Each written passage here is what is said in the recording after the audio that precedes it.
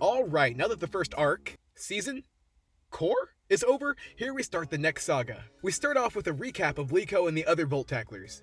Unlike the picnic episode, this flashback felt a lot more warranted, even if I wasn't exactly happy about it. And y'all, the new opening slaps. Like, people are talking about this opening more than the episode. Doki Miki had to grow on me. This one's an immediate banger. It took me longer to make this video because I've just been rewatching the opening like I'm gonna cry. So the group is gathered around enjoying a meal, and Diana's giving her old person opinion, when suddenly Liko notices the mystery turtle is gone. It's off exploring the ship, and Liko just has no idea where the shell Terapagos wandered off to. Upon finding it, and flipping it back over, which I guess Coco didn't bother to do, Liko's interest is piqued, and like a good scholar, she decides to observe and study Terapagos. Bar none, this is definitely the most carefree of Liko's Pokemon, and kind of a goofball. Going so far to even ruin Dot's stream, every vlogger's nightmare. With all this curiosity, it kinda seems like a baby mon. Being kinda sidelined, Spriggy's even jealous of the attention the turtle's getting. Then Hatenna starts freaking and is like, Liko, you better get out there, sis. Terapagos has started climbing to one of the vantage points of the ship, and once on top, it just screams at the top of its lungs, which is very relatable. Sensing some danger, Spriggy warns Diana about it, and Liko should be thankful for it or her adventure may have ended early. Spriggy's all like, good grief. Liko and her grandma chat for a bit, and it's revealed Terapagos was even mentioned in Lucius's book, and we even get to see an antique photo of him.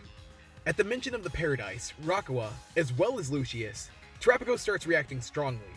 Seems it desperately wants to find him, and Liko becomes determined to make that happen. Which was, already sort of her goal in the first place, but hey. Liko's grandma then gifts her a sash from Lucius, and it is a look! Very vintage and super sporty. Liko runs off to find her other wandering Pokemon and apologizes for making it feel neglected. Because all partner Pokemon are needy and require lots of validation. Also relatable. And Grandma Liko's proud to see the progress Liko's made with Pokemon. Hero meeting! The group discusses how Terapagos could be the key to finding Lucius and Rakawa. More resolved than ever for this ambition, Liko humbly asks the crew for their help. But she never had to. Of course they were going to be there for her. No question. Freed's even one step ahead, revealing the potential locations of Lucius's Pokemon that they gotta gather, including possibly Goth Rayquaza. And with that, it's time to set off. For the rising Volt Tacklers, and the Explorers as well.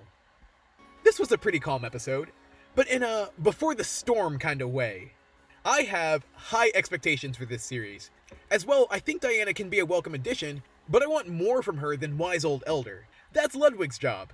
And we've already seen that she's a very capable battler. So yes, they're taking their time laying the groundwork, and I think it's gonna pay off. But this one gets a C.